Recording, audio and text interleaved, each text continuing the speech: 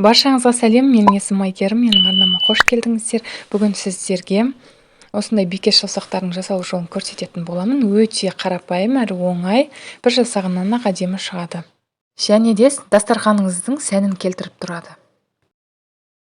Дәл осылай әдемі болып көтеріліп тұрады, арасы ешқандай да піспей қалмайды.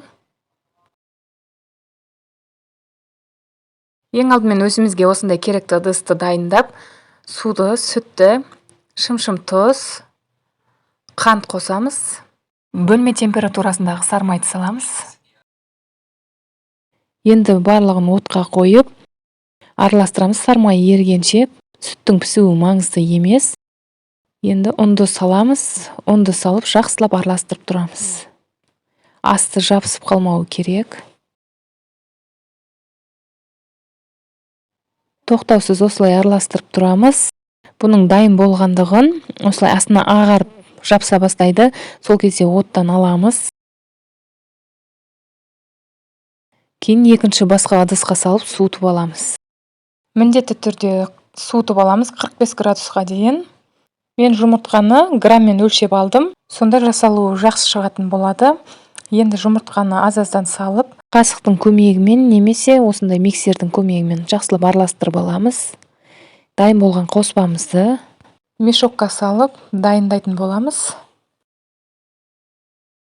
Мен 333 насатканы алдым, гүл шығаратын. Сол арқылы осылай жасап шықтым. Бұлай емес, үлкен қылып жасайым десеңіздер де өздеріңіз білесіздер, олай жасасаңыз да болады.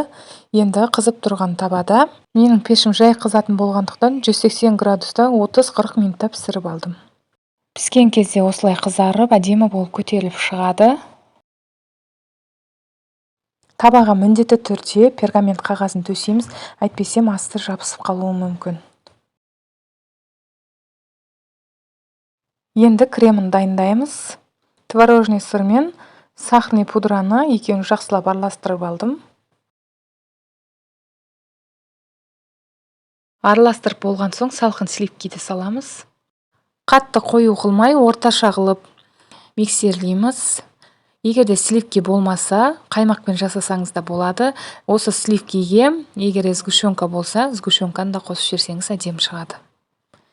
Енді піскен печеньелеріміздің барлығын салып, осылай араластырамыз. Барлығы толығымен сливкиге араласқан соң әдемілеп тарелкаге жайғастырамыз.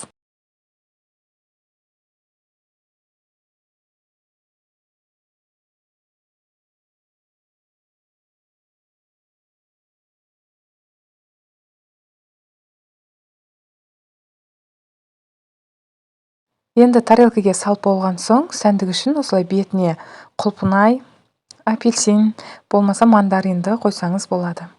Кейіннен бетіне осылай шоколадты сеуіп, дастарханға ұсына берсеңіз болады. Сіздер жасап көріңіз, өте оңай, әрі дастарханында көркін ашып тұрады. Видеоны соңына дейін көргеніңіз үшін рахмет. Сіздермен болған Айгерім.